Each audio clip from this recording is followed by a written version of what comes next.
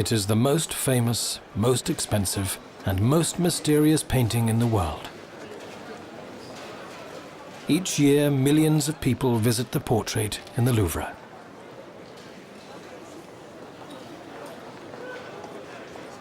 The Mona Lisa has remained a star among works of art for centuries. Because fanatics attempted to destroy the painting, it can now only be admired from behind armored glass.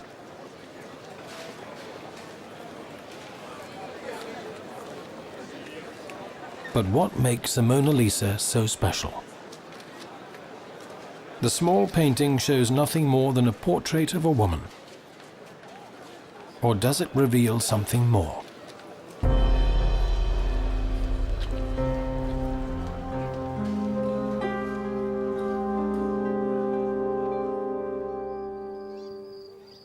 It was painted by one of the greatest geniuses who ever lived, Leonardo da Vinci. And with Mona Lisa, he left behind more than just an image of a woman.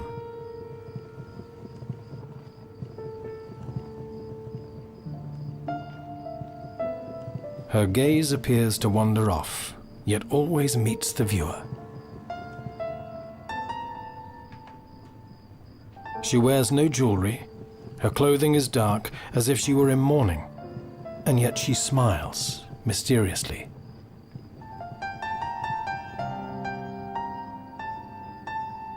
Leonardo didn't leave behind any sketches of the portrait. No visible brushstrokes, Mona Lisa appears to be made out of flesh and blood. Yet her biggest secret remains. Who was she? Whose portrait is Leonardo showing us?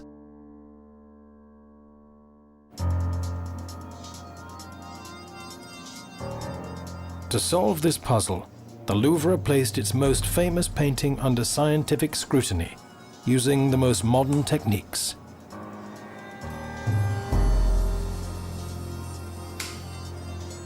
The painting was examined using X-rays, Raman spectroscopy, ultraviolet and infrared pictures, among other techniques to uncover its secrets.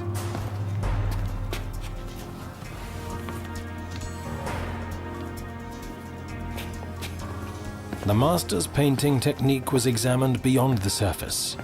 Were corrections made to the painting? Was anything overpainted?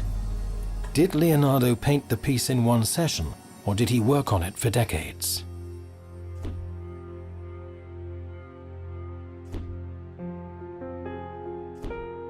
These questions must be answered in order to resolve the most puzzling question of them all. Who is the woman behind the smiling yet melancholy face?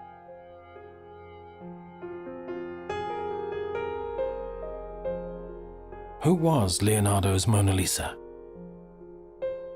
Or is this not a portrait, but rather an imaginary image of an ideal beauty?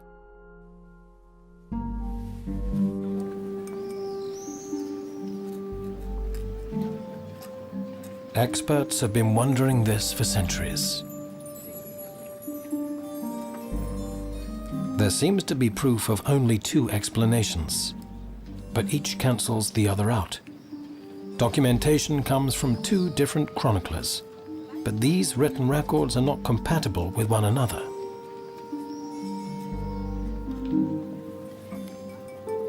The most accepted theory is based on biographer Giorgio Vasari. According to him, the portrait depicts Lisa del Giocondo, the wife of the Florentine silk merchant Francesco del Giocondo, who commissioned the piece in 1503.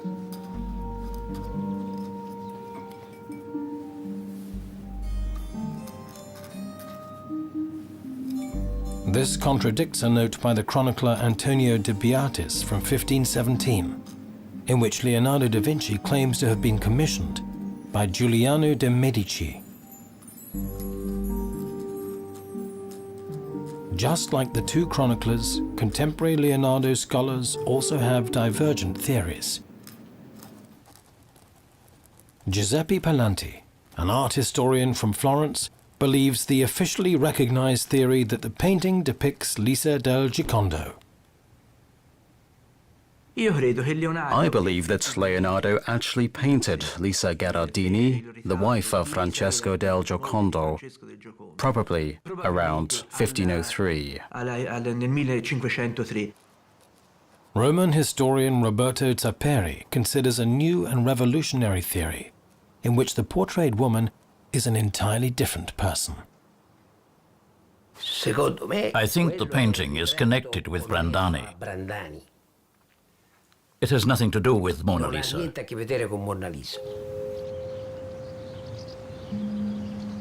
The first clue leads to Florence. The majority of the great Renaissance artists lived and worked here, as did Leonardo da Vinci. Giorgio Vasari also worked in Florence. He chronicled the biographies of many Italian artists.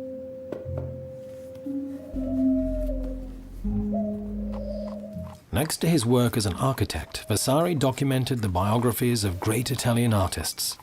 Today, these make up one of the most important foundations of art history. Le vite dei più eccellenti architetti, pittori e scultori italiani was first published in 1550 and revised in 1568.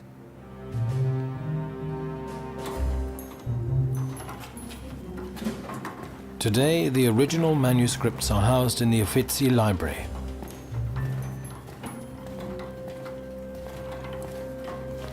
Most of the artists whose lives Vasari chronicled were already dead at the time, but Vasari researched very carefully. So too with Leonardo da Vinci. On just a few pages, Vasari wrote down his whole life story.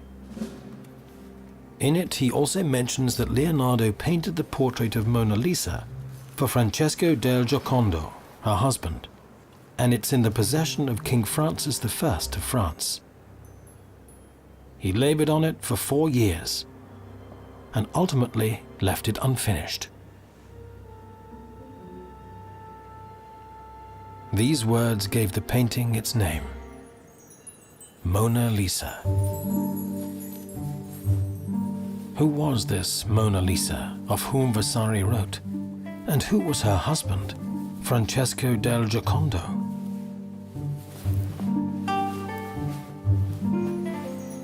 Francesco was a silk merchant who had acquired some wealth but wasn't part of Florence's elite. He was a nouveau riche businessman.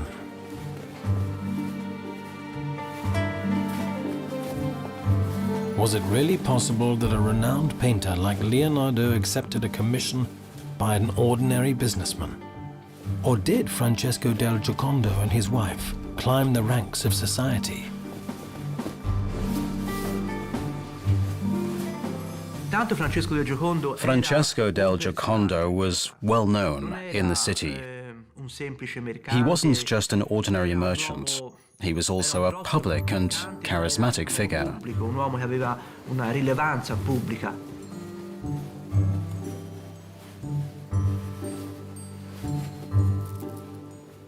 Lisa was very young, and Vasari defines her as very beautiful too.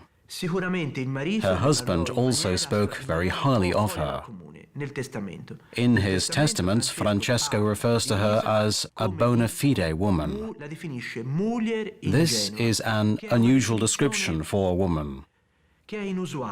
I have yet to find a similar description in other testaments. A bona fide woman can signify a noble woman with high principles who works hard and has personality. Con dei principi e con dei valori piuttosto saldi.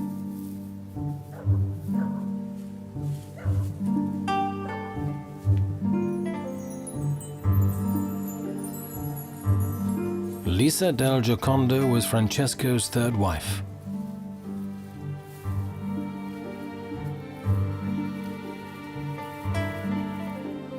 The birth of their second child and move into a new home could have been the occasion for the commissioned portrait. And yet up until then, Leonardo only portrayed men and women of nobility. These people were interesting to him, A star such as himself could choose his own subjects. Why did he paint Lisa del Giocondo?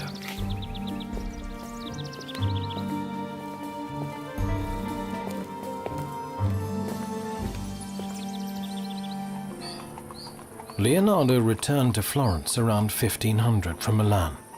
He was 48 years old, restless, without family, and didn't have any large commissions on the horizon.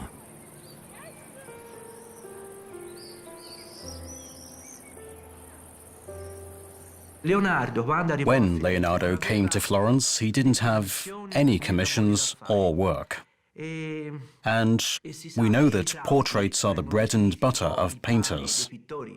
That is to say, they are the simplest commissions and also the best paid. So it is easily possible that Francesco del Giocondo commissioned Leonardo to portray his wife. But doubts arise. The Giocondo family trade register resides in the Archivio Storico del Istituto degli Innocenti, and it is the basis of their tax report.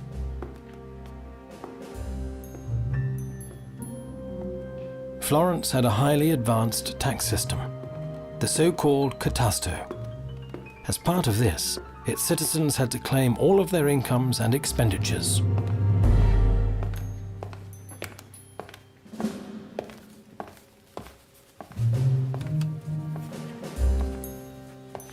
In this trade register, all movement of money and assets were meticulously recorded.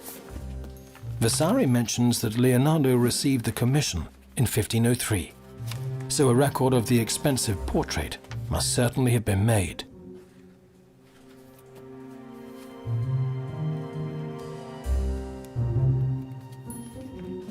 But in 1503, there is no reference to the expense of a painting. There is no record of a commission to Leonardo in the entire trade register. There is also no mention of such a valuable painting in the inheritance. You can imagine how desperately I searched for clues of a commission or payment. Not even in the Testament is there mention that this painting existed. I think Francesco would have certainly claimed it, since it was a painting with a rising and secure value. The whole thing is incomprehensible.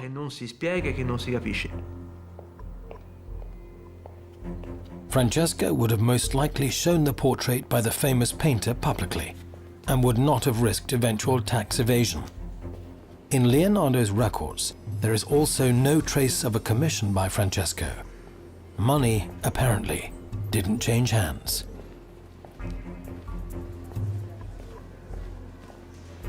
Francesco's testament is archived in Florence's Archivio di Stato. Therein there is also no mention of the great master's valuable artwork. Leonardo apparently never delivered the painting to Francesco. Vasari writes about an incomplete portrait. The Monalisa in the Louvre, however, is completed down to the very last detail. Yes, surely. He accepted the commission at a time in which he had no work. He introduced himself to the merchant who wanted a painting of his wife and simply agreed. Then he painted only the head. He interrupted the work for other commissions and left it unfinished, never delivering the painting to the merchant, not even the head. There are no traces of this painting in Florence. Traces left by the merchant couple must be available in the archives, in documents or testaments. And yet this painting by Leonardo shows up nowhere. If he had finished the painting and delivered it, then a record within the family would exist. A painting by a famous artist like Leonardo was a very valuable commodity. It had disappeared. We know absolutely nothing about it. Non se ne sa assolutamente niente. Has it really been lost? Was the Mona Lisa as described by Vasari lost? Is the painting in the Louvre a different one?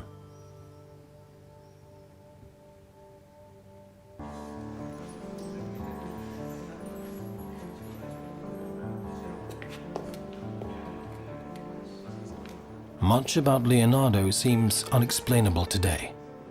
Very few artists have captivated people's imaginations as he has. One reason for this is that he started so many paintings that he never finished, like that of Saint Jerome in the wilderness.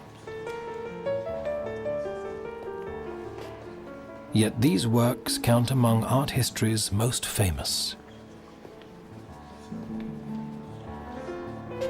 As with the adoration of the Magi, Leonardo often lost interest in his paintings after he solved challenges of figuration and composition. Finishing the pieces became too tedious.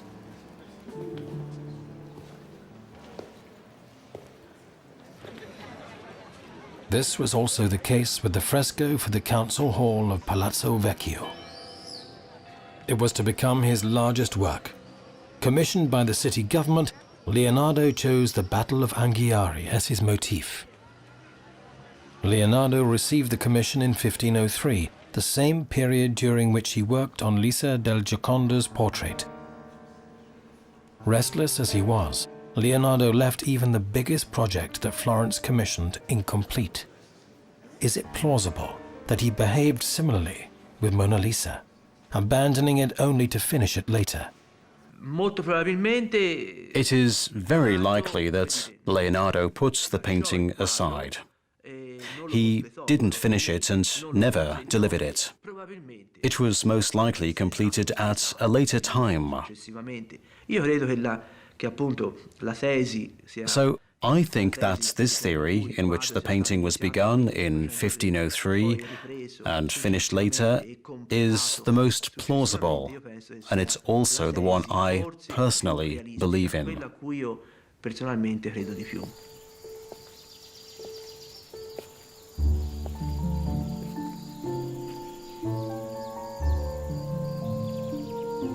When did Leonardo finish the painting? Let's assume in old age, long after he started it. Then Leonardo must have carried the painting with him throughout much of his life.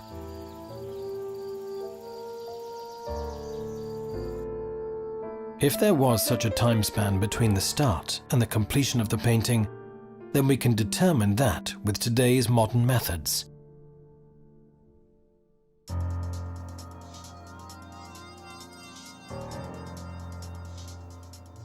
And again, modern technology has a go at the Mona Lisa. The results show that the color pigments were applied without significant interruption. Using infrared technology, historians searched for overpainted areas or corrections. The genius Leonardo made hardly a single correction from the first brushstroke to the finished piece. The only overpainting occurred on Mona Lisa's left hand. Here, Leonardo corrected the gesture of her finger. Aside from that, the painting was made in one session, an unbelievable achievement by the master. According to art historian Alexander Perig, these discoveries further confound the Mona Lisa theory. The entire study confirms the absurdity of the identity of the Louvre painting, or Louvre painting depicting Mona Lisa.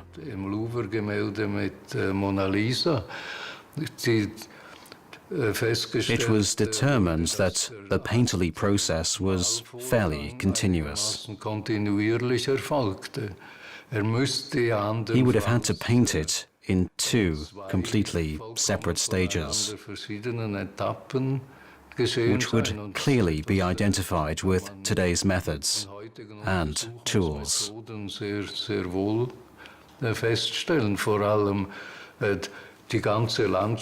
The landscape would have had to have been new, since Vasari didn't mention one at all. The great biographer errs in another aspect as well. In describing the Mona Lisa, he talks about her eyelashes, which could be rendered only by the most delicate of brushes. On her brows you witness them at their fullest and sparsest, and how they emerge from the pores of her skin and arch as naturally as one can only imagine.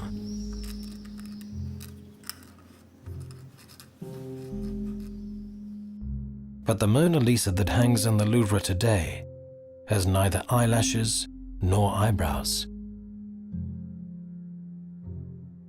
These are also not detectable using relief imaging. Vasari, one of the main attestors to the Mona Lisa theory, never saw the painting himself. Vasari non aveva fonti scritte. Vasari didn't have any written sources. His biography is based on mere oral accounts that circulated in Florence. E lui ha scritto la biografia, cioè la parte della biografia dedicata a questo quadro. This means he wrote part of the history of Gioconda's portrait, the Mona Lisa, based on such oral accounts that passed from person to person. Di persona in persona. He himself never saw the painting. He described what he invented. Inventandosi tutto. But from where does the painting in the Louvre stem? Are there two portraits, one of them lost? This new idea takes us to the Amboise on the Loire, France. Leonardo died here in 1519 at the advanced age of 67. The chapel in which he was entombed is located directly next to the king's chateau. Leonardo came to Amboise by invitation of the French king Francis I. By then, the artistic genius had already achieved cult status.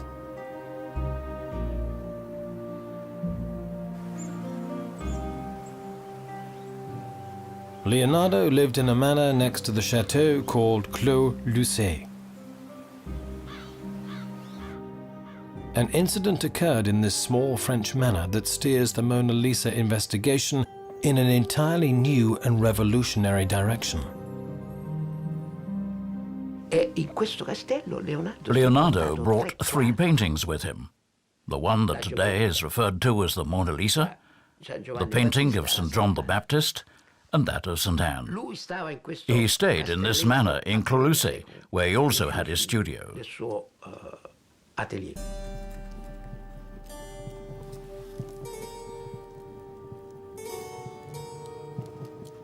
The chronicler Antonio de Beatis witnessed Cardinal Ludwig of Aragon's visit with Leonardo in Clos Lucé on October the 10th, 1517. He relates the 3 paintings he saw at the aging master's.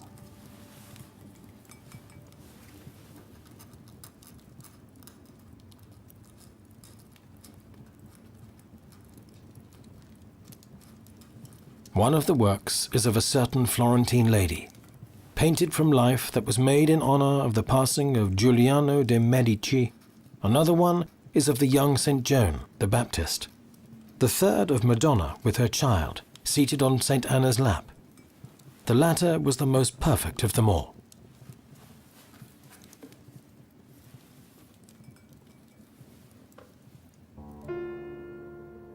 Today, the painting of St. Anna with Maria and baby Jesus on her lap is housed in the Louvre.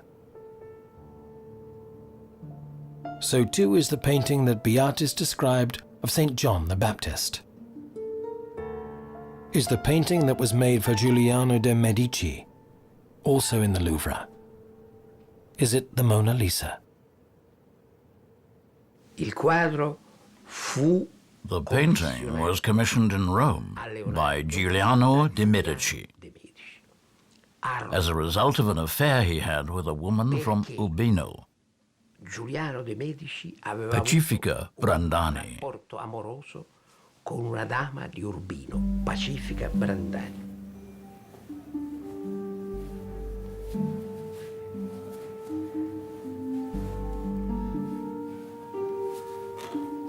A new name surfaces: Medici.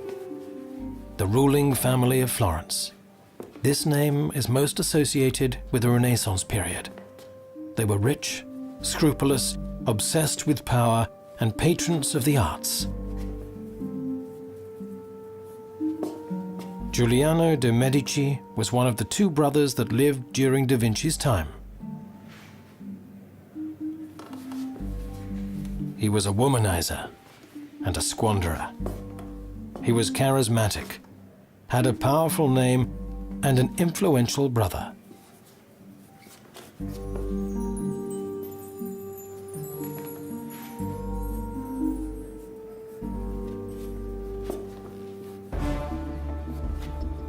His brother lived in Rome. His name was Giovanni de' Medici, and he had high aspirations. Later, he became cardinal, and finally, Pope. As Pope Leo X, he made history as a sensitive art patron as well as a scrupulous and powerful politician.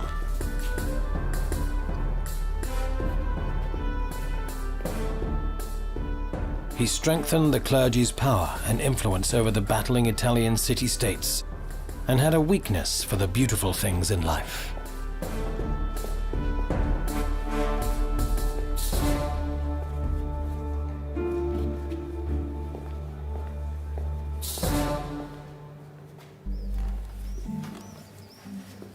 Giuliano, his extravagant brother, arrived in Urbino, where he was a guest at the Palazzo Ducale.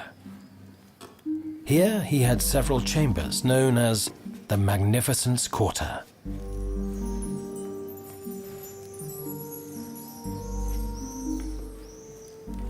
Giuliano era un poeta. Giuliano was a poet.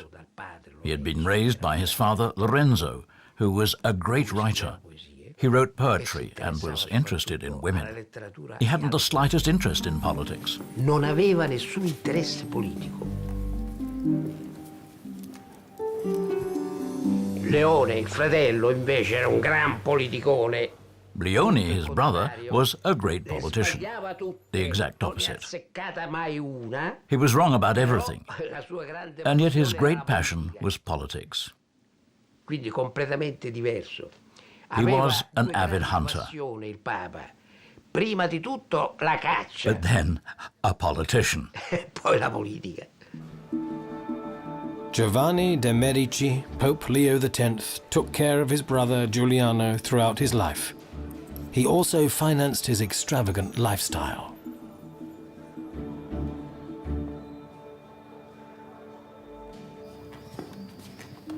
Giuliano had countless affairs.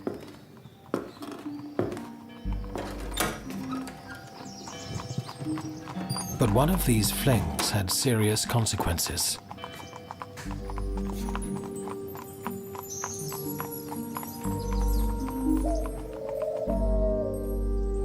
Urbino, in the Marca region. The Palazzo Ducale looms over the town. Here, the tragedy involving Giuliano de' Medici that would eventually lead to the Monalisa took place. La fonte più importante è The most important source is a document that is housed in the library of the University of Urbino. This document is a page in a book of una foundlings. pagina del libro degli esposti. Records were found in the University Library of Urbino regarding a certain Ippolito de' Medici. Ippolito would later become cardinal, but was poisoned at the age of 24. But he was born an orphan.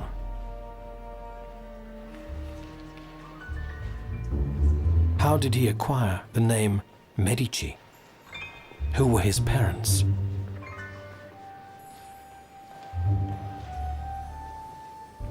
Further records document his birth, how he became an orphan, and later a Medici.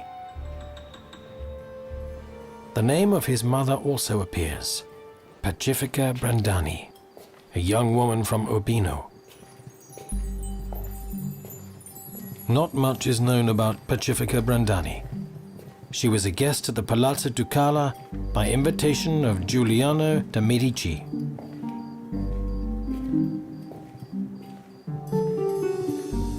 It is unclear if she offered him her labors of love, if he seduced her, or, as recorded by one of the documents, was raped.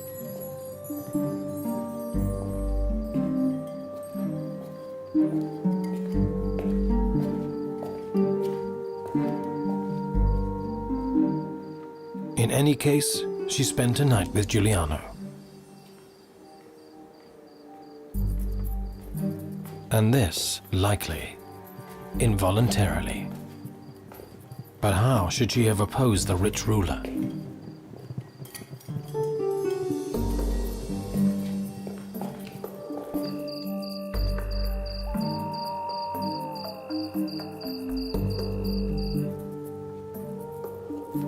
She was plagued with severe remorse after her affair with Giuliano. Some sources state that she was married at the time. Brandani fell into a crisis that deepened when she found out that she was with child. A child out of wedlock from a brief encounter in the court of Urbino.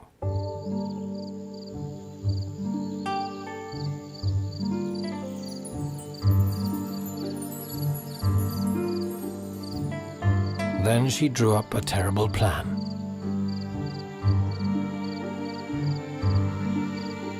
She confided in her friend and midwife that she didn't want the child, and that she could not take the disgrace. The midwife should kill the newborn in case Brandani dies in childbirth.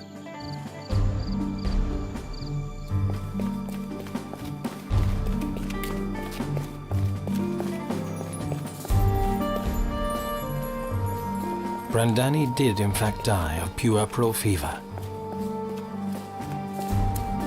But the midwife didn't take the newborn's life. On April the 19th, 1511, the night before Easter Sunday, she dropped the child off on the steps of the Santa Chiara Church in Urbino.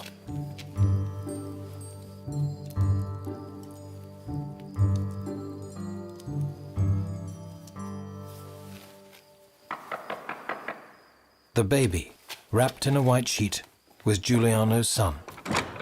He had a coin on him as a token of his heritage. In the absence of a legitimate heir, Giuliano de' Medici recognized him as his son. He named him Ippolito.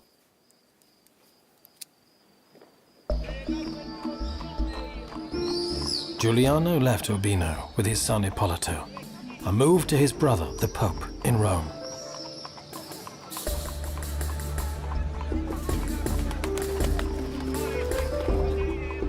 Leonardo da Vinci resided in the chambers of the Vatican, where he worked for the Medicis during this time.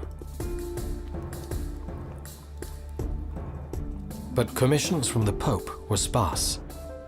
Here, Giuliano must have given him the commission of which Leonardo writes in Claude Lucé. Leonardo was to paint a painting to comfort little Ippolito. He said to Leonardo, "Paint me a picture of a mother that I can gift to my son as an image of his mother. Paint it as you imagine it, how a portrait of a mother should look like." And Leonardo painted the painting that we call Monalisa today. It must have been a great challenge to paint an image of a mother for Ippolito.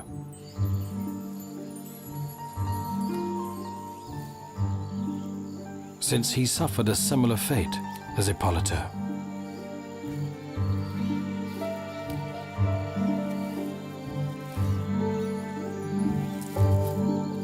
He too was an illegitimate child who was recognized by his father. His mother didn't die in childbirth. She was his father's maid, and he probably used her dependency on him for labors of love, as had Giuliano with his mistress, Brandani.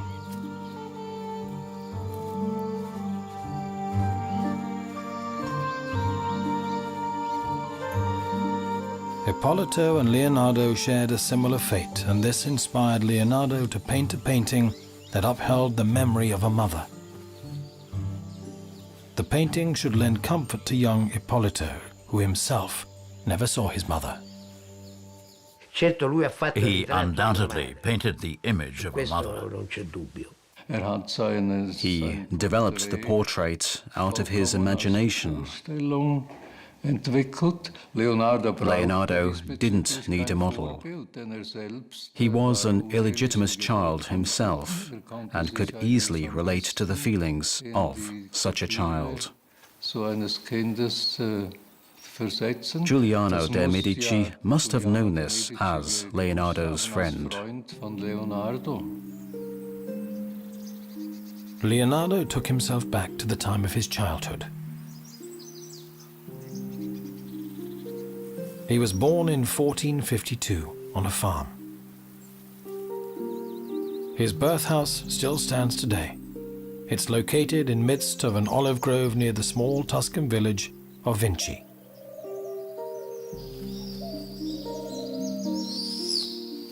The great master got his name from the small Italian village. A church with a side chapel and a baptistery stands in the center of town. Leonardo was baptized here. A memorial stone commemorates that illegitimate Leonardo was recognized as a son by his father, Piero da Vinci.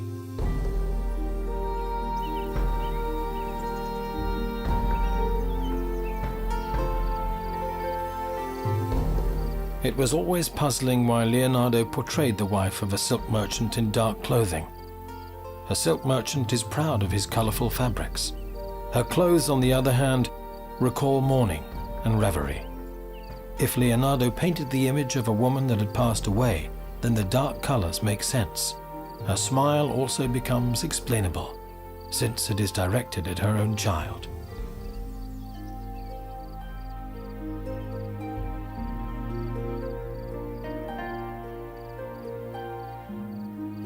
Giuliano de' Medici died before the painting was completed. Leonardo took it with him to France, where De Beatis saw it and took note of it in his travelogue.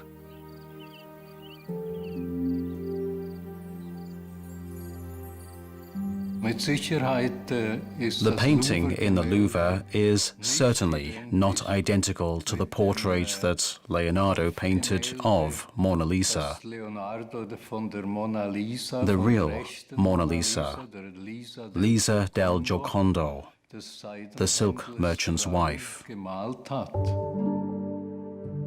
But where is the portrait of Lisa del Giocondo, as described by Vasari? A trace leads us to Gian Giacomo Caprotti, called Salai, who is said to have had a relationship with the master.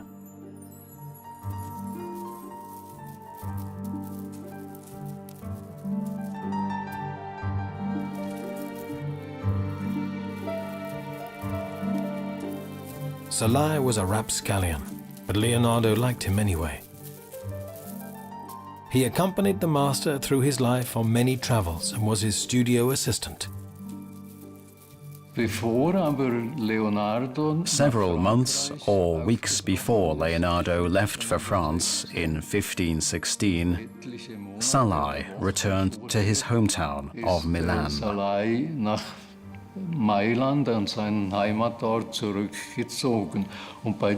On the occasion, he must have received several paintings from Leonardo,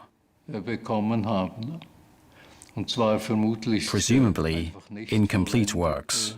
A painting appears in his estate that is referred to as La Gioconda. Quadro dicto La Gioconda, a painting called Gioconda. This is how it appears in his estate. An incomplete work of the great Leonardo da Vinci was very valuable to Salai. Theoretically, Salai could have completed it, right? He was a painter trained by Leonardo. Many paintings are attributed to him. He could have also sold them under Leonardo's name for a lot of money. But that never happened. Salai died under mysterious circumstances just a few years after Leonardo's own death. The incomplete portrait of Lisa del Giocondo was in Salai's estate, along with Leonardo's painting Leda and the Swan. Both of these paintings were lost.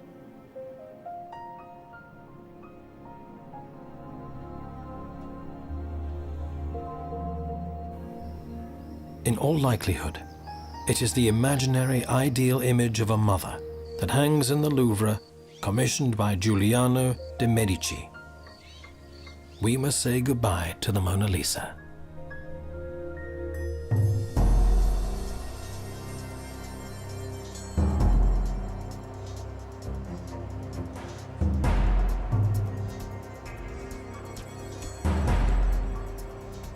It is the most famous painting in the world. None other has been studied more thoroughly or more often. Now the Mona Lisa has revealed its true face.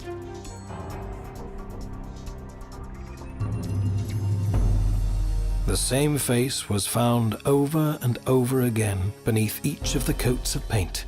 The face, with its loving gaze and its comforting smile. The image of a mother.